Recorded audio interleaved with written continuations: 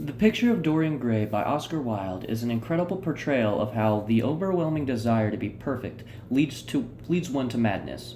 As such, this theme is made very clear to the reader, often going into fine detail about the state of Dorian and his descent into madness. However, this story has much more to offer than just that. The Picture of Dorian Gray starts out almost calm and incredibly peaceful, with beautiful flowers being described alongside a time of day that is favored by many. The way that the light reflects off the curtains and other surfaces is especially highlighted, as it makes the environment around Basil, Howard, and Henry almost glow with a sense of tranquility. However, as you may know, this is not the basis for the rest of the book. We start out in a time period that is made, pretty clear by the certain vocabulary used in the opening couple chapters, right? With Howard, I believe not Howard, Henry, or Harry, talking about how the proletariats a proletariat person he was courting during, or not courting, or dealing with a divorce court about. That term proletariat was used often. Actually, was the main term for someone who was a factory worker or someone who did labor during the Industrial Revolution, and is actually one of the terms described in, or one of the terms used, or the term used in Karl Marx's Communist Manifesto, about how the proletariats will always be exploited by the people who employs them. But that's just a little bit of a little detail I recognized from the opening couple chapters about the setting. All right. The theme / descent into madness for Basil is not really, it's not subtle. It's not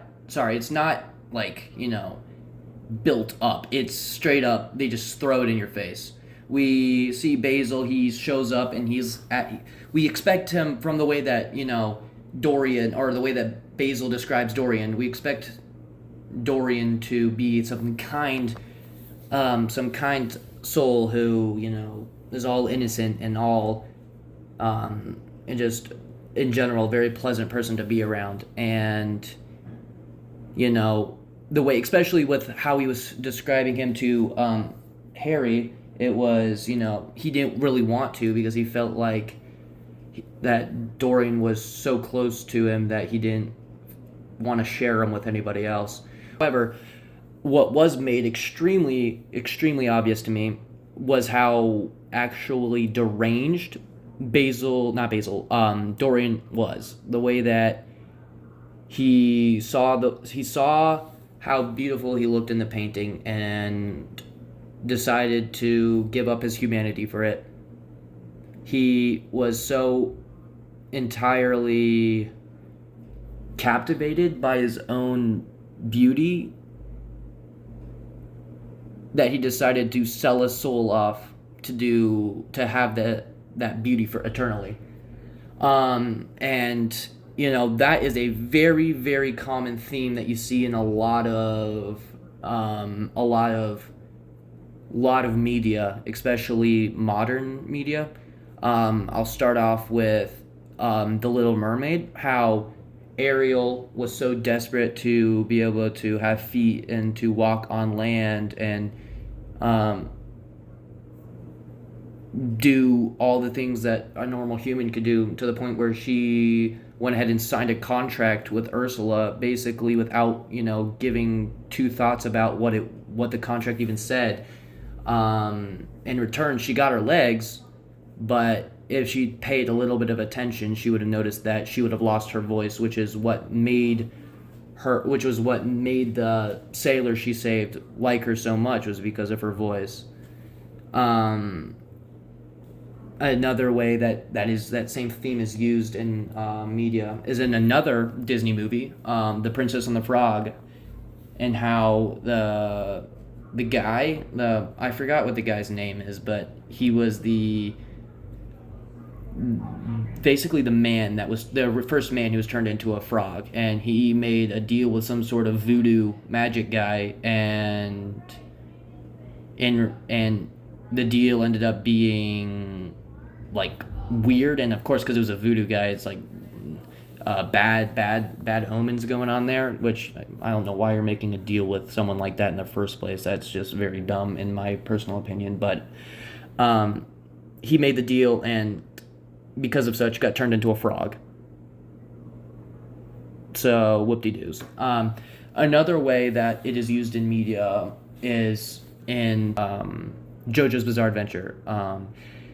The very first part of it, that's how the show is ordered. It's in parts. Each part is a different generation of the family, of the Joestar family, and the very first part, the main villain known as Dio Brando, who is sent to the main character's home, the Joestar residence, because his father, Dario Brando, was quote unquote hero to George Joestar.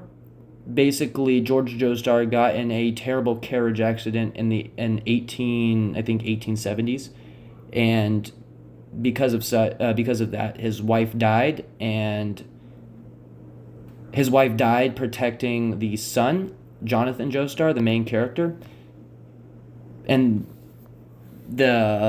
basically Dario was a grave robber who was going to steal all the precious items that the Joestar family was carrying with them on that carriage.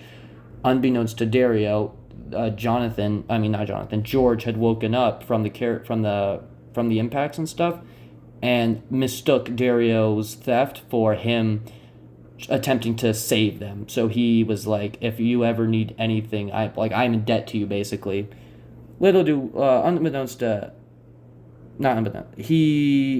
Dario died, leaving Dio Brando, the son, in the hands of the Joestars, as a basically adopted son to raise. Now, following after his father's footsteps, Dio is evil. He is a very evil being with no ability to be saved. The first day that, within his first interaction with Jonathan, he basically kicked his dog in the head and, got away with it because, Jonathan was such a gentleman that he was forced to let it slide, which eventually led to Dio getting even more out of hand, to the point where he killed the dog and burned him. All to say that eventually when they grew up, Jonathan realized that he was poisoning the father to get the family fortune, and when he was found out, he realized that a stone mask from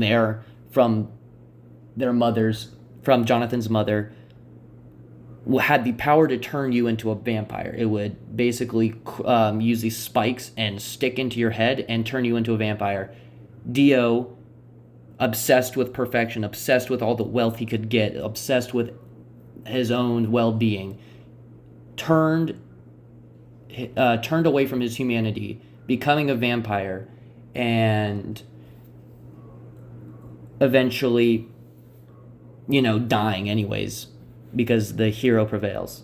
In the third part, we deal with the great grandson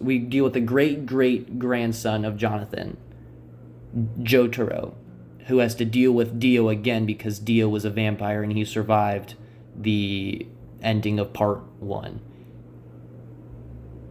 He becomes less obsessed with money in this part and becomes more obsessed with his own perfection. He tries to perfect himself, perfect his abilities, perfect everything about him, to the point where he gets too cocky, too full of himself, and eventually loses and dies because of this. Another situation that this is found in media, this theme is found in media, is in video games, right? The obsession with perfection, right? This is very, very, very prominent in a lot of video games you see, right? One I can tell you right off the bat is Doom, especially Doom Eternal, when we deal with the Con Maker, which is basically a intergalactic alien, I wouldn't say alien, it's more of like a demon that is so utterly, like, has an entire planet that is dying, and because of this, they deem themselves as perfect, but their planet is dying and they don't have energy, so they basically they cause a apocalypse on Earth, capturing all the people of Earth, using their souls to continue powering their planet. The Con Maker is so obsessed with perfection that she lets the greed and the need for everlasting power she allows it to cloud her judgment, and it makes it so that she sees nothing wrong with stealing and killing all the people of Earth, to the point where the main character steps in and absolutely obliterates her, but whatever. So, again, all this to say that there's so many parts of this, so many ways that this certain theme is brought up in media. It is such a good theme and such a important one to learn, especially since, real life examples of this are, so prominent. This theme is further expanded upon when Basil Howard, the person who painted the picture, goes over to, basically does a surprise visit to Dorian, realizes that the painting is covered up. The painting is covered up because of his earlier actions of going to going to marry this one actress, finds out that invites Basil and Harry to the performance that she gives, and apparently it was just awful, and so Dorian discusses his I'm going to choose a different word for that because that does not make sense. Basically voices his disgust towards her and says that blah blah blah blah blah, you were so obsessed with me, or you were so in love with me earlier, what were you showing it now in this performance or whatever, and he says this partially because he's embarrassed because his friends thought the play was terrible, and partially because he did find it disgusting himself. And this later led to this very, very mean conversation that he had with his fiancée, led to her taking her own life, which turned the painting, right? It turned the painting into a more, I would say, looks more, the way it's described is more zombie-like, more disgusting version of Dorian that was hardly recognizable. Not hardly recognizable, that was less recognizable. So he covers it up. Luckily for him, he covered it up before Basil arrived, and Basil asks about it, and he's like, "Nuh-uh, what you talking about? I don't know what you're talking about, man. No, you can't see the painting. It's my painting game." After Basil leaves, he moves the painting to the attic, where he believes it is safekeeping, basically. All this to say that, Basil makes another surprise visits him in the attic, and finds that the painting is absolutely horrid. It looks ghoul-like, looks almost not even human anymore, and Basil basically is surprised. He's surprised that he was visited, but then not Basil. Dorian was surprised that he was visited. Basil's like, "Yo, this is disgusting. You're disgusting. Why is this happening? Blah, blah, blah, blah, blah." And, Basil Dorian's like, you can't say that to me, and runs the ones with Basil and stabs him. I mean, they are in London, right? But he basically kills him right there on the floor, right there in the attic. And the way that they describe the events that happen afterwards, like immediately afterwards, it's almost like Basil's soul gets soaked up into the wood floor below Basil, right? The way that it's described to be creaking and groaning, almost like it's feeling the pain that Basil was. And that was just a really powerful quote for me, because it made me realize that no one's getting peace in this situation until something happens to Basil. I mean, something happens to Dorian. Which, again, I'm going to tie into JoJo's again because I'm low-key obsessed with that show. There was in the ending of JoJo's Bizarre Adventures Part 5, which takes place in Italy following the infiltration / execution of a crime syndicate. Basically, they kill the main boss of it, actually almost hits too close to home with what we're doing right now. In Naples, they're in Naples, and basically makes Naples a better place. Now, at the end, it's revealed that before the main character joined the main group of buddies he's with that basically take down the boss of Passione, which is the name of the crime organization, or basically the name of the crime family.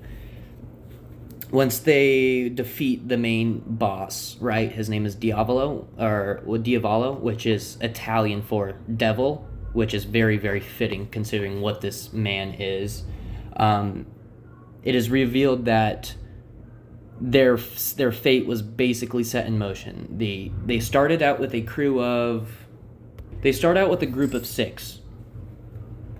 They later get one more crew member, which is the boss's daughter, they're tasked to protect and deliver to the boss, which the boss ends up trying to kill the daughter because she's the only loose end leading anybody to his identity. But other than that, they end up gaining one more crew member named Trish, right? So 7 in total, right? Fugo, Bruno Bucciarati, Nerancia, Guido Mista, Leon Abacchio, our main character, Giorno Giovanna, and the add-on Trish.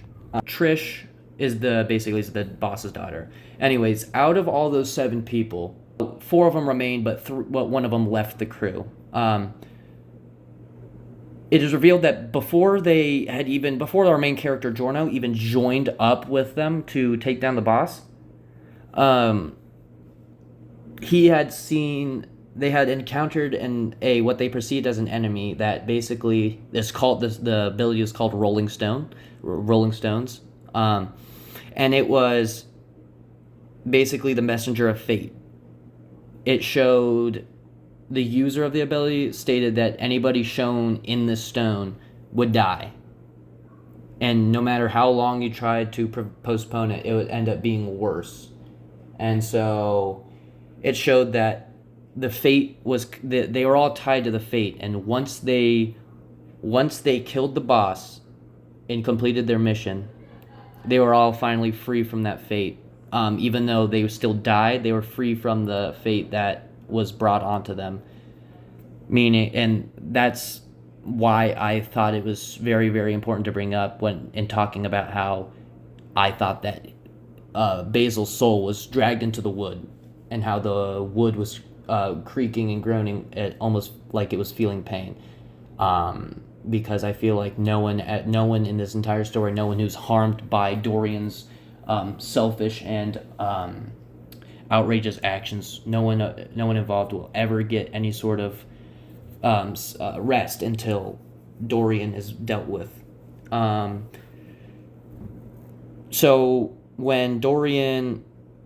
after Dorian kills Basil, he hires one of his friends to get rid of the body, basically. After which, we find out that the friend who was helping getting rid of the body ended up killing himself as well. Right, the painting now looks even more ghoulish than before, and the hand of the what was Dorian in the picture, the hand was stained with blood, presumably Basil's blood. Actually, that is what's said, is Basil's blood. Now, remember the fiance I was talking about earlier? Well, she basically has this very overprotective brother, I think is what he has as a brother. Now, he goes on about this rant before they even before she even kills herself, about how, oh yeah, if you do anything bad to her, if anything happens to her, you're dead meat, man. So the guy, he basically comes out to see Dorian is all like, I'm gonna kill you, man. I'm going to kill you. So Basil becomes a little bit of a coward and hides in his home for 3 days. I think it was 3, if I remember correctly. It was 3 days. To eventually come out of his home to accompany Harry and a whole bunch of other nobles on a hunting trip. Now, apparently, during the hunting trip, someone gets shot in the bush, right? Someone was hiding in a bush, and apparently they got shot. And it is made clear, or is made known to the reader, that the person in the bush was the fiance's brother, the one that was saying he was going to kill Basil. Not Basil, Dorian. Now, Dorian feels a weight lifted off of him as he realizes he is no longer being targeted anymore. He is no longer being, actively threatened. His life is no longer being actively threatened. And he decides that, after being spared, basically, he decides that now is as good a time as any to become all good and righteous. Stop participating in all the abhorrent activities he has previously been participating in, outside of the killings and deaths that have been, linked to him, even the ones that he didn't do. But yeah, so outside of those, he decides to, atone for those, try to act more virtuous, and he thinks this is working. And I'm like, reading this, I'm like, dude, it is entirely too late. You know what's gonna happen. You know that you're not gonna get out of this, and yet you keep trying to get out of it. You keep trying to postpone it as much as possible, which again, it's like what I said about the Rolling Stones ability. He kept trying to postpone it, and eventually, when he was taken out, or when not even taken out, he did it to himself though. He got so fed up because he saw the painting didn't change. The painting even became more grotesque as he continued trying to change himself, even though it was changing himself so that he would be out of trouble. He wasn't changing himself actually for the better. He didn't want to better himself. He didn't want to, atone for his crimes, or he didn't want forgiveness. He just wanted to get out of trouble. It's like the line that parents use, that you're not sorry because you're not sorry because you did it. You're sorry because you got caught. It is kind of that sort of thing. He's sorry that he felt like he was gonna die, or if someone was gonna come and kill him. So he, after the one guy who was actually targeting his life was killed, he was like, what, I'll turn over a new leaf, like that's gonna change anything. And shocker, it didn't. So he eventually goes on to stab the painting because he's so upset that nothing's working. He's trying to be better, for whether they're for the wrong reasons or not. He's still trying to be better, and so he thinks stabbing the painting is going to do good for him somehow. Even seems like he forgot the very thing he signed. Or not signed, or very thing he said he wanted. He wanted to trade the eternal youth of the painting for his soul. And, with any sort of agreement like that, you got to be skeptical about the the basically the hitches, whatever the conditions are. And since he was swapping something with the painting, I think personally that would be common sense to keep that painting safe, because you actively have a connection to it, not just like, oh, I really like this painting, I think we have a connection. No, it's you think your spirit is connected to the painting, like literally. So I think he throws all logic out the window in that moment in time. And so basically his servants hear a scream coming from the attic. They go up to the attic and realize that the two had been swapped. The grotesque figure in the painting that Basil had stabbed was now laying on the floor where Dorian would be. That Dorian had stabbed the painting, and so now he was laying on the floor where Dorian would be. And the original youthful glow of the painting was returned, leaving the dead Dorian on the ground with the knife in him. Now, this, I feel like, was a very, very satisfying ending to a very twisted story.